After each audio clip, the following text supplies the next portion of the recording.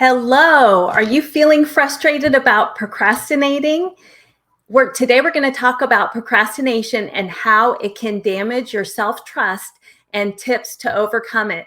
Hi and welcome. My name is Jayme Nicole, and this is The Anxious Entrepreneur, where we take anxious entrepreneurs and move them to becoming a balanced boss.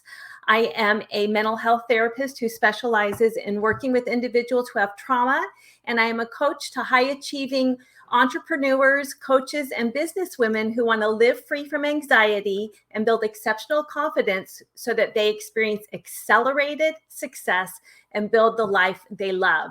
And who doesn't want accelerated success? And I think I have someone who wants to be introduced. Here is Miss Libby. She says hi today. She's my little therapuppy. And so I just want to start by saying I am here to help you. I am here to empower you. I am here to encourage you. I am here to guide you, to assist you, to motivate you, and to compel you closer to the life you love and with a heightened sense of well-being. And so wherever we are in whatever season of life, wherever you are in your state of well-being, let's say you're at a 4, I want to encourage you to begin to move forward and take those baby steps to go to a 6. And if you're at a 6, then we want to shoot to an 8. And if we're at an 8, we want to go to a 10. And so I just want to encourage you in your journey of life to continue to do the deep inner work so that you experience the life that you love. So we're going to be talking about feeling frustrated and procrastinating and how it damages our self-trust. And we're going to talk about tips to overcome it. And I want to encourage you to stay till the end because I have the tips at the end. And if you really, truly just implement one, it will change your state of being and it will help you overcome procrastination. And it just takes one action to do it. So we'll definitely get deep into that at the end of the show today. And so let me ask you questions as I ask myself, do I believe I work best under pressure? What are the typical reasons why I put things off? Check in with your body. How do I feel about the tasks I've been putting off?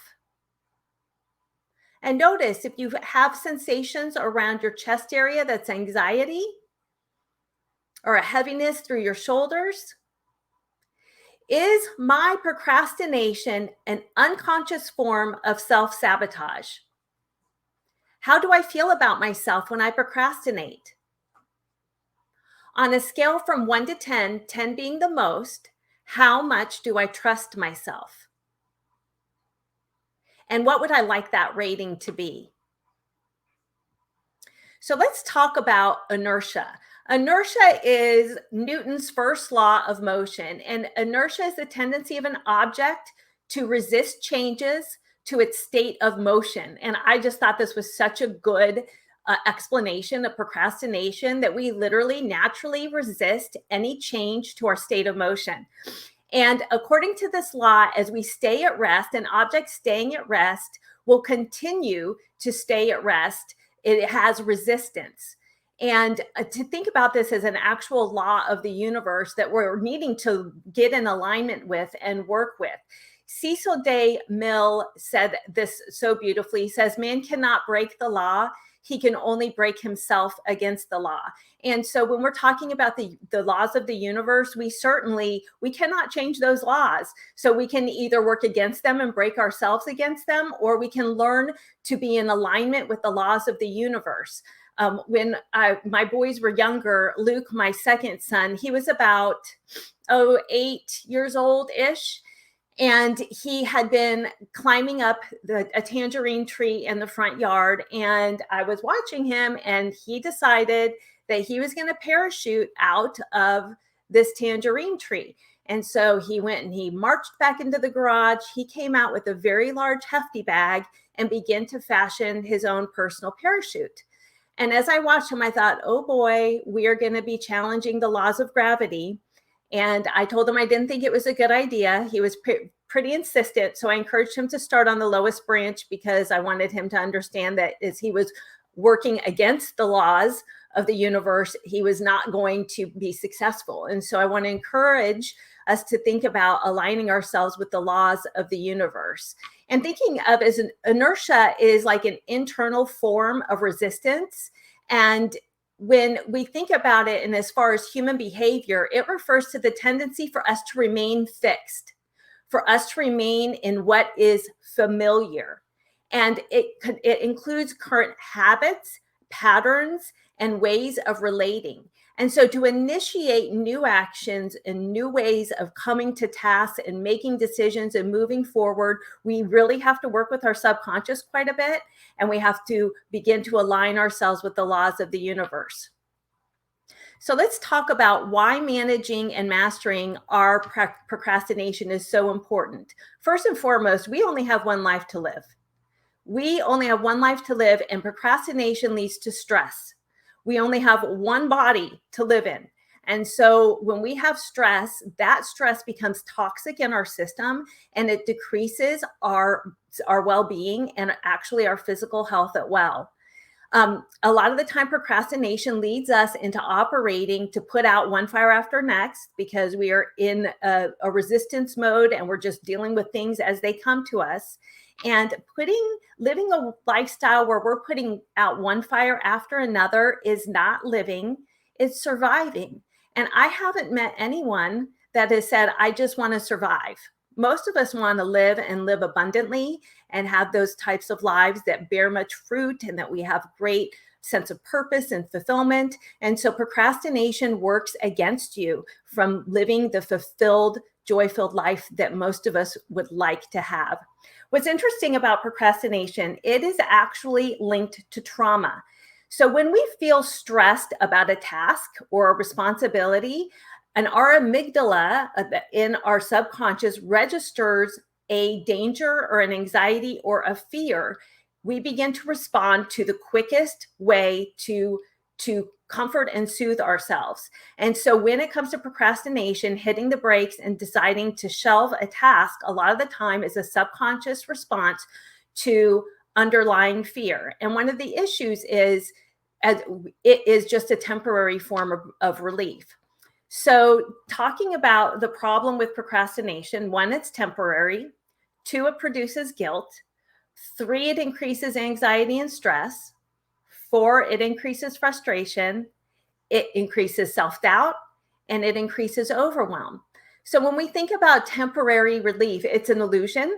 Our procrastination is illusion because it's only a short-lived relief followed by increased stress and negative emotions as our deadline looms closer.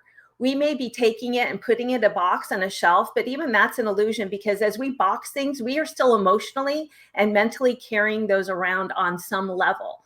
So looking at that and really addressing the reality of it is a lot of deeper inner self work. But as we do it and we begin to become aware and bring consciousness to our actions, that is the first step in us being able to change habits and patterns.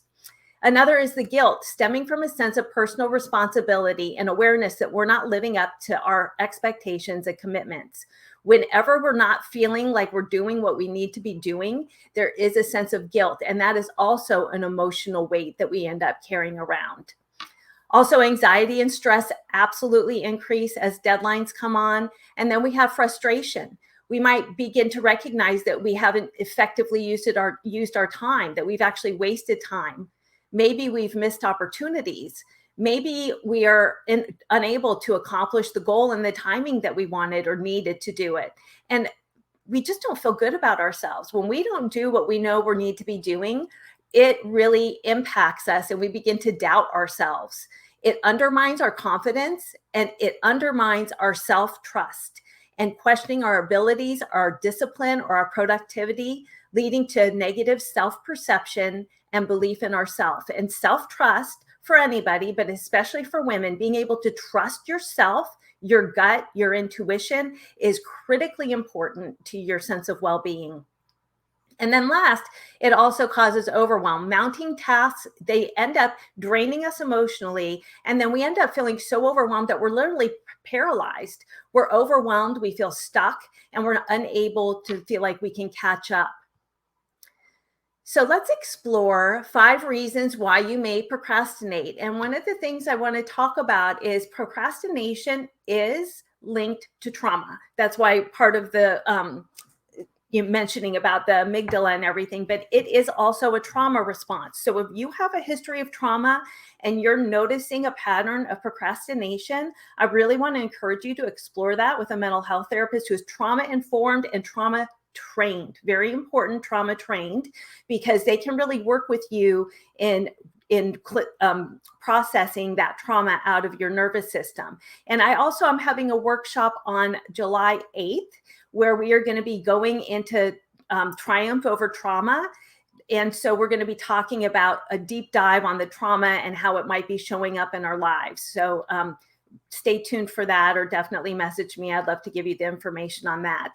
So some of the symptoms or things you may be seeing or reasons why you're procrastinating, and you may have one or you may have all of them. But what I'm going to do is I'm going to give you the symptom or the cause. And then I want you to check in with your body. Our bodies are so wise.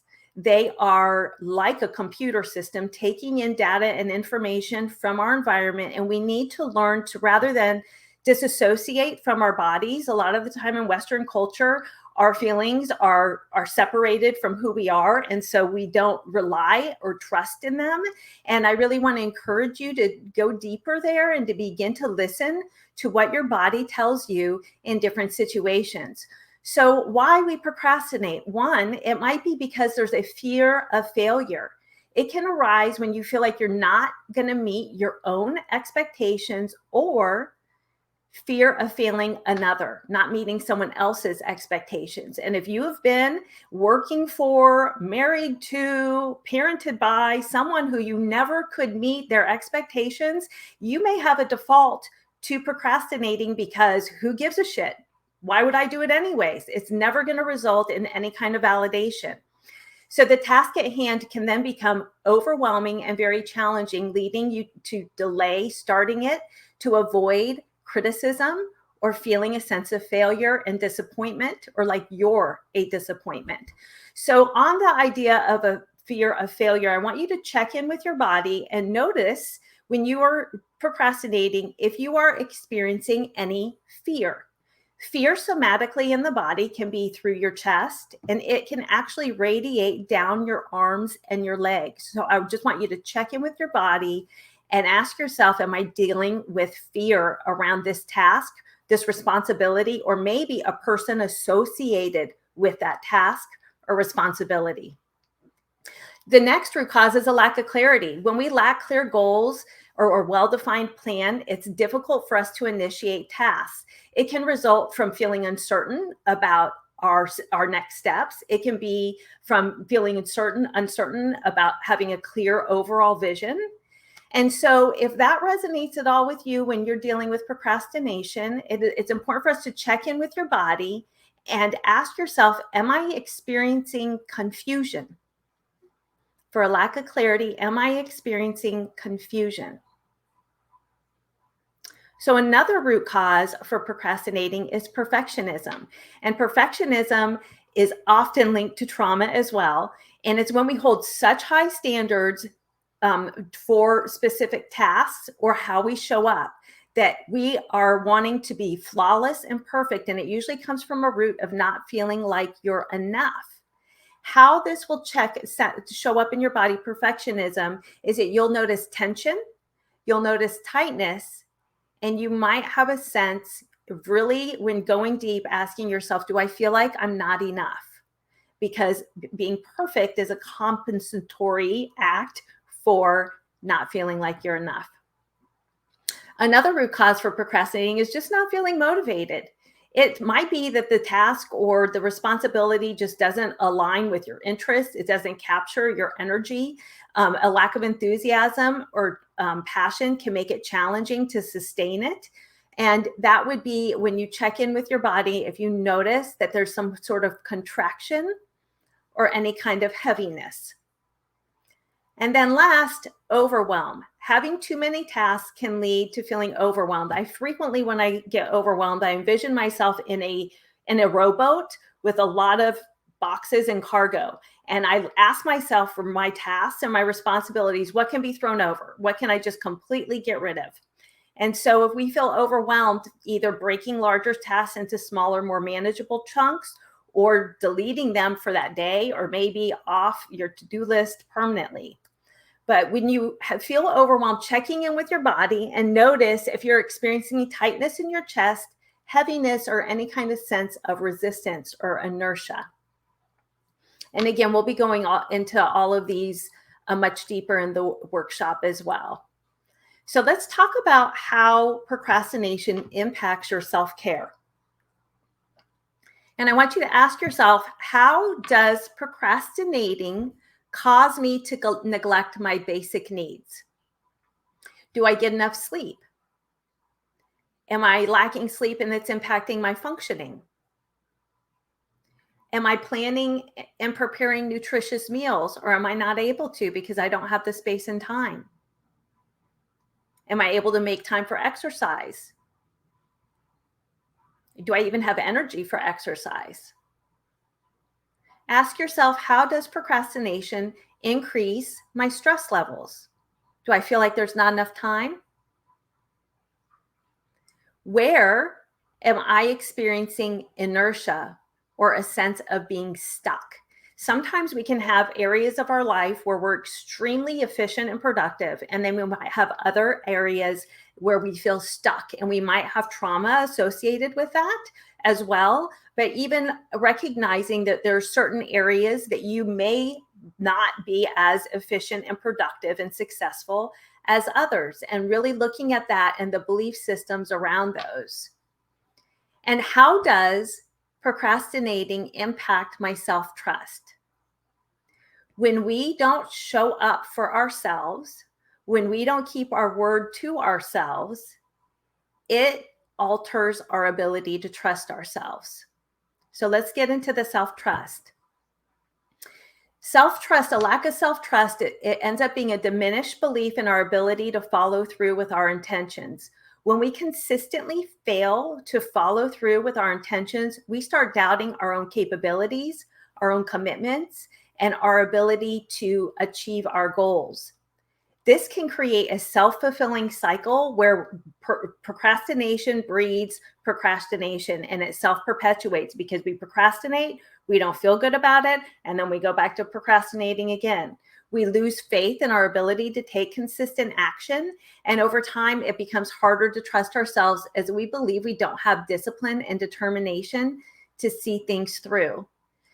Another issue with the self-trust is it lacks personal integrity. Now, it undermines our sense of personal integrity. What integrity is when our internal, who we are, our values, and our priorities align with our external. So internal to external is integrity. And so when we are not doing the things we need to do, or we're not doing them in the timing we need to do them, it is a violation against our own personal integrity. And when we repeatedly put off important things, we betray our own values and principles. This is why it's such an important mental health issue, procrastination, because when we betray our own values and principles, it changes how we relate to ourselves and our self-image, further damaging self-trust. Another issue with the self-trust in relation to procrastinating is it reduces our self-confidence. When you don't show up for yourself, you are not confident that you are going to show up for yourself or others in the future. When we procrastinate, we are not owning our power. We are giving our power away to anxiety or procrastination or the power of a task or the meaning and the importance we put on it. And you're literally giving your power away. And then we don't trust our own abilities and capabilities. Another issue with it is that it negatively impacts our self-perception. We might view ourselves as lazy, as unreliable, as incapable of doing a particular task or action. And that negative self-image then erodes our self-trust, making it harder to even check in with ourselves. And then lastly, it also, with our self-trust, it stifles personal growth. It hinders personal growth and development, and we miss out on opportunities, we miss out on learning, we miss out on progress and achieving our goals. And the stagnation begins to make us feel stuck. And so procrastination is a nasty little thing. And so, what happens when the problem is fixed? So, first, I want you to think about, what if the problem isn't fixed? What does my life look like if I don't tackle this issue of procrastination in this area of my life? Let's say it's like finances. My finances, I just don't organize them. I don't have a budget. I don't look at my bank account, whatever that might be. What does your world look like a year from now if it's not addressed? What's it look like 5 years from now? Has it damaged relationships? Has it damaged your career? Has it damaged your ability to maybe purchase a home or a vehicle or take that vacation you've always wanted to take? What's it look like 10 years down the road?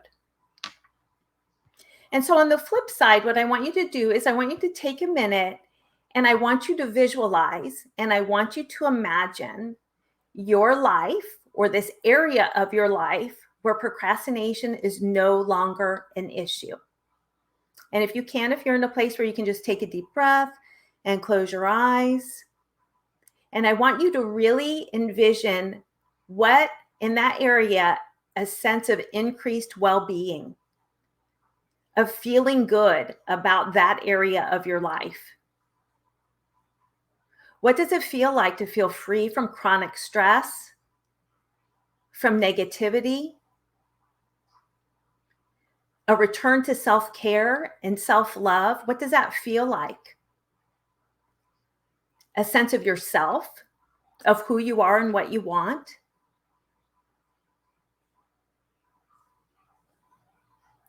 Now, thinking about those feelings, we want to fire and wire those positive feelings in association with a task.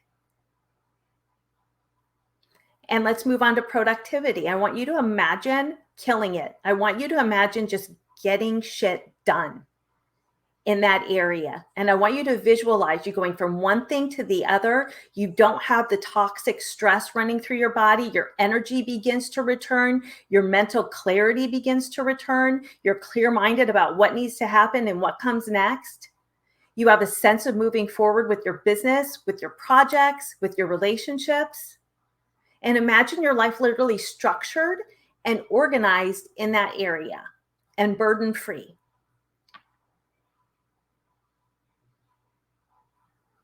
Imagine balance from no more procrastination. Imagine me having a work-life balance and being emotionally and mentally present in all areas of your life. Having dedicated time for family, having dedicated time for hobbies, having dedicated time for self-care, having dedicated time to pursue your own personal interests.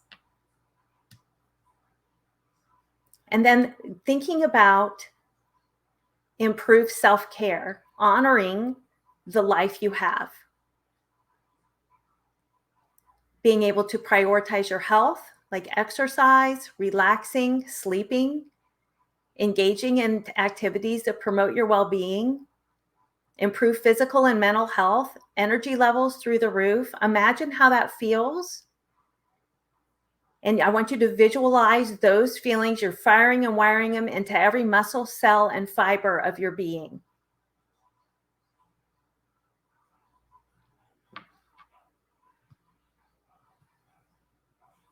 Okay, so let's talk about, I'm going to give you, I have 5 tips. Hopefully, I think we've got time to do the 5 tips on how to overcome procrastination. And again, in the workshop, we will go deep dive into these as well. So let's start with 1, breaking tasks into smaller steps. A lot of the time we have such big projects or big ideas, or maybe even it's just cleaning your house. And it just feels like that couple hours it's going to take just feels utterly overwhelming to you where you are emotionally at that time. Breaking it down into just getting the dishwasher unloaded, or just getting the floors cleaned, or just cleaning the toilet, taking the bigger tasks and breaking them down into smaller, doable steps. And a lot of the time when we're really struggling, especially if we have any kind of low-grade depression or chronic anxiety, I recommend setting it for under 10 minutes and just 10 minutes. And if that's all you do, we can celebrate that. But it helps to get us out of that state of inertia into a state of momentum. Tip 2 is set a timer. I frequently, when I am feeling resistance or a state of inertia because I don't want to do a task, I think about the idea of if I set this timer in 10 minutes, I will feel differently about this, or I will be well into this, or it may even be completed if it's a smaller task. Sorry about that. So I encourage you to set a timer for 10 minutes, maybe 20, maybe 30, sometimes 60. If I'm writing, I'll set a timer for 60 minutes. And it's just that focused, isolated time and that momentum. Once you get into it, by the time your timer goes off, I almost guarantee you will feel good. If not, you will at least feel better than you did before you started it. And the momentum has gotten started and the task will begin to take on a life of its own. Step 3, and this is one of my favorites I do as well. I tell myself your future self will thank you. When I am having to do a job that's particularly mundane or something I don't enjoy doing, I always tell myself your future self will thank you. And it might be, you know what, I have so much to do today, but the kitchen needs some attention. And I think your future self will thank you. Every time I walk through it or go into it throughout the rest of the day, I am thanking my earlier self because it's done and it feels good. So your future self will thank you. Tip 3. Tip 4, identifying and addressing any underlying reasons for procrastination. With the check-in earlier, if you are identifying that certain tasks are associated with people and events, that is certainly usually a trauma response. And so being able to identify that so you can do the deeper work is really important. And then tip 5 is many times we complete a task and we don't even stop to pause, or we make a goal and we just keep on moving. So I want to encourage you to celebrate your wins. And I mean small wins, like when you get the dishwasher unloaded and you really did not feel like it. So those types of things and that celebratory mentality really helps with self-perpetuating momentum. When we're coming out of a state of inertia, we want to go and self-perpetuate momentum. And again, we're going to cover these in the Transforming Trauma to Triumph workshop on July 8th. I really want to encourage you all. I'm here to serve you. I am here to help you. I have a free strategy call. It's about 30 minutes long. If you want to talk, I can even walk you through some of the 5 tips and get you going. If that's what you need, we can also talk about the different programs and things I have to offer and see if it might be a good fit for the both of us. And we will be having the workshop on July 8th. And I would love to hear any other tips or tricks or questions or comments. And I appreciate your time. Have a wonderful day.